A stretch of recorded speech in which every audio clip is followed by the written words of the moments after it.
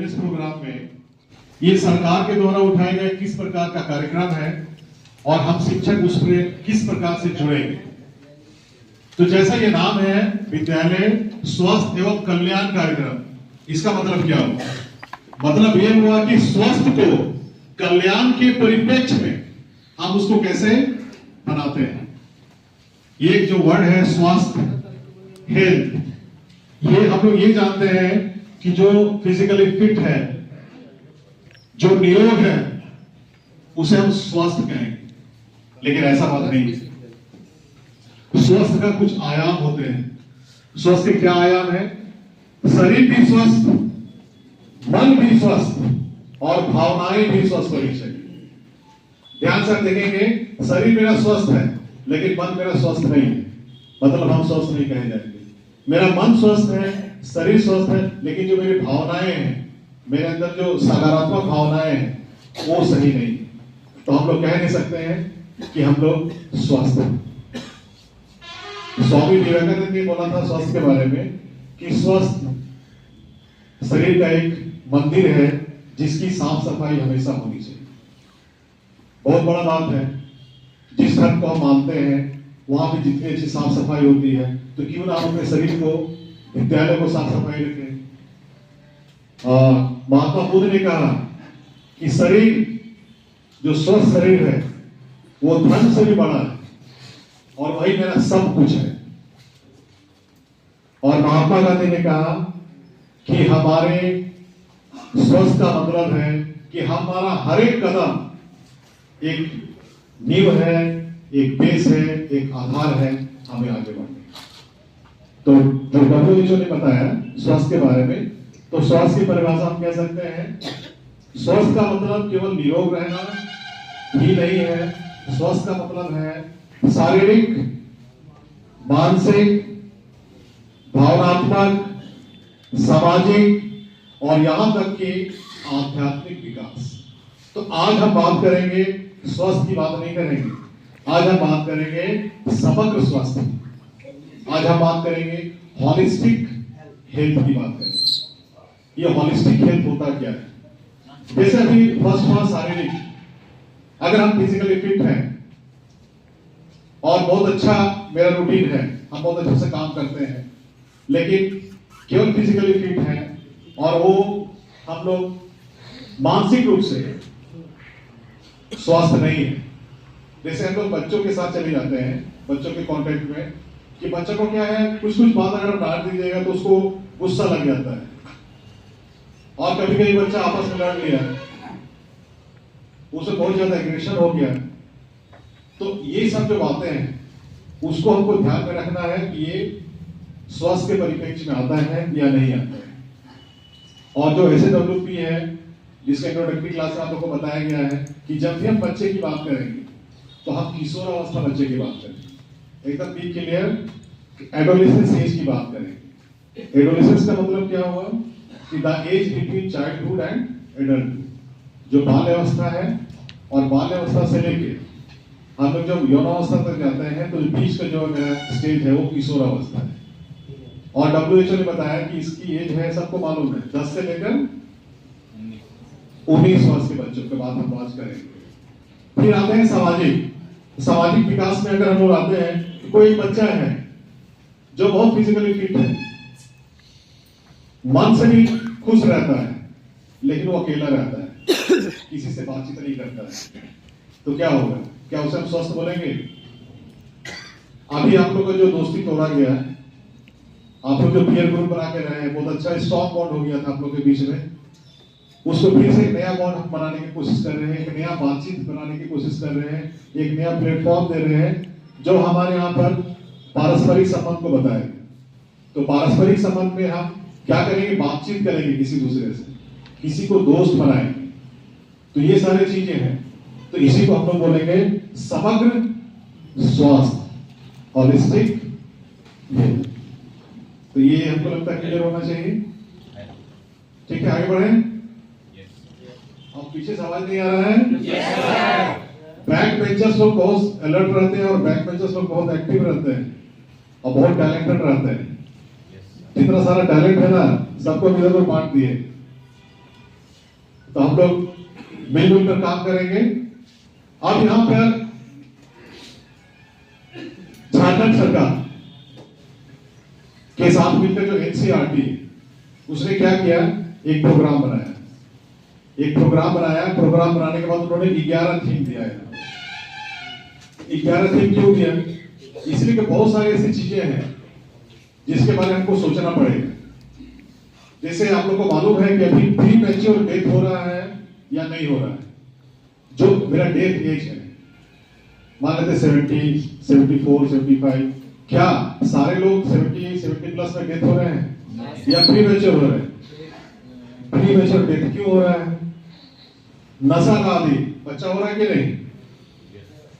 अभी आप देखिए सैटरडे को रामगढ़ जाम था सुबह से, एक सोनू राम करके लड़का था जो ड्रग एडिक्ट हो गया था और वो क्या हुआ था, उसको जो सप्लाई कर रहा था उसको मरवा दिया।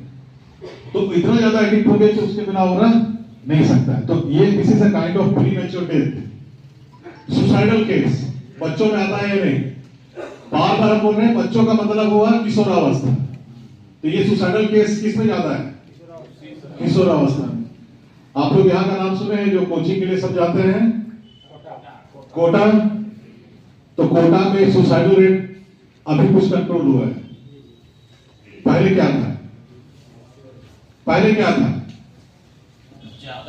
बहुत ज्यादा था, क्योंकि बच्चा लोग का जो प्रेशर है कि हम जा रहे हैं तो मेडिकल हमको निकालना है, हम जा रहे हैं तो हमको इंजीनियरिंग निकालना है, इतना गार्जियन का प्रेशर उसके ऊपर है। तो जब वो सकता नहीं है, क्योंकि 10th स्टैंडर्ड है, जैक बोर्ड से चला गया, पढ़ने में काफी तेज है, लेकिन वहां इंग्लिश मीडियम मिल गया। फिर जो उन लोगों को जो पढ़ाने का तरीका रहता है वो क्या रहता है, थोड़ा सा स्पीड पढ़ाता है जो हम लोग जनरली पढ़ाते हैं। जैसे मान लीजिए ऐसे डब्ल्यू वहां पढ़ाया जा रहा है, तो जो मेन पॉइंट है उसको फोकस करके लोग आगे बढ़ जाएंगे। अब उसको कवर अप करना है, सेल्फ स्टडी करना है, तो बच्चों में इतना ज्यादा प्रेशर हो जाता है कि वो सुसाइड कर लेते हैं। खिड़की से तर हो जाता है। और अभी तो वहां पर ऐसा है ना कि खिड़की का जाली लगा दिया है, जो लॉज वगैरह है ना, कि वो कूदे नहीं।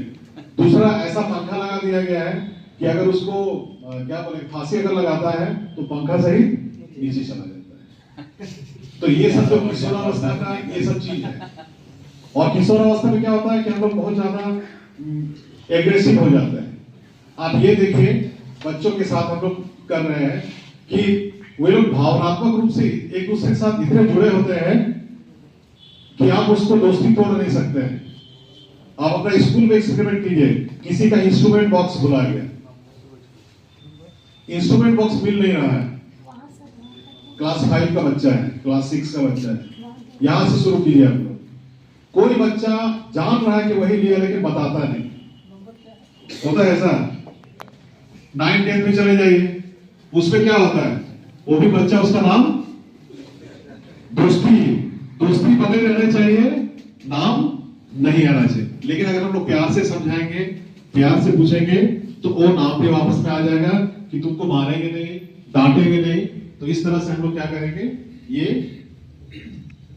जो उनका जो किशोर अवस्था का भावना है उसको हम लोग अच्छे से समझ सकते हैं। आज हम लोग बात करेंगे 11 थीम के बारे में। तो हम चाहेंगे जय सर थोड़ा सा 11 थीम का नाम कर दीजिए, मैडम जी को माइक दे दीजिए। कोई आप में से पढ़िए 11 थीम का नाम। ऐसा होता है कि बच्चों को जब बोलते हैं कोई आगे पढ़िए तो कोई नहीं आता है ना, कोई नहीं आता है। हाँ आ जाइए सामने आके पढ़िए। 11 थीम है, इनको आप नोट भी कर सकते हैं। पहला है स्वास्थ्य वर्धन, दूसरा है भावनात्मक कल्याण और मानसिक स्वास्थ्य, तीसरा है सामाजिक संबंध, आपसी संबंध, चौथा है मूल्य नागरिकता, पांचवा जेंडर समानता, छठा पोषण स्वास्थ्य और स्वच्छता, सातवां मादक पदार्थों के दुरुपयोग की रोकथाम और प्रबंधन, आठवां स्वस्थ जीवन शैली को बढ़ावा, नौवां जन स्वास्थ्य और HIV की रोकथाम, 10वां हिंसा और चोटों के विरुद्ध संरक्षा और सुरक्षा, 11वां है इंटरनेट और सोशल मीडिया व्यवहारों के सुरक्षित उपयोग को बढ़ावा देना। धन्यवाद सर। ये जो 11 मॉड्यूल है उसमें से हम लोग पहला मॉड्यूल को लेकर चलते हैं, स्वस्थ बढ़ना, ग्रोइंग अप हेल्दी या हेल्दी ग्रोथ। स्वस्थ बढ़ना का मतलब क्या होगा? स्वस्थ बढ़ना का मतलब होता है कि जब कोई बच्चा 10 से लेकर 19 साल के बीच में चला जाता है, जब चलना शुरू करता है, जब बढ़ना शुरू करता है, तो उसका जो शारीरिक वृद्धि, मानसिक वृद्धि, भावनात्मक, ये सारा बहुत तीव्र गति से बढ़ता है। और ये तीव्र गति से बढ़ने के कारण क्या होता है कि उसके जो समग्र स्वास्थ्य की बातें जो अभी हमने की, वो धीरे धीरे बढ़ना शुरू होता है। इस स्वस्थ बढ़ना में सबसे जो मेन टॉपिक है वो हम लोग, एक महामारी है, मेंस्ट्रुएशन साइकिल है, और दूसरा है हमारा सीमेंट डिस्चार्ज, जिसको स्वतंत्र दोष बोलते हैं, नाइटफॉल बोलते हैं। ये दो चीज क्या होता है कि बच्चों के साथ जब ये घटना घटती है तो वे लोग अनईजी हो जाते हैं, उनको दबाव होता है, उनको परेशानी होती है, और वो सही से इसका डिस्कशन किसी के साथ नहीं कर सकते। देखिए, लड़कियों के बारे में मेरा ऑब्जर्वेशन है कि वो अपना दीदी के साथ, अपना माँ के साथ, इवन अपनी दादी के साथ वो मेंस्ट्रुएशन साइकिल के बारे में चर्चा करती है, लेकिन लड़कों के साथ काफी परेशानी है। जितने लोग बैठे हैं, ना तो अपना बड़ा भाई से पूछ सकता है, ना तो अपना पिताजी से पूछ सकता है, ना तो टीचर से पूछ सकता है। किससे पूछेगा? अपना पीयर ग्रुप से पूछेगा, और पीयर ग्रुप से पूछने के बाद उसको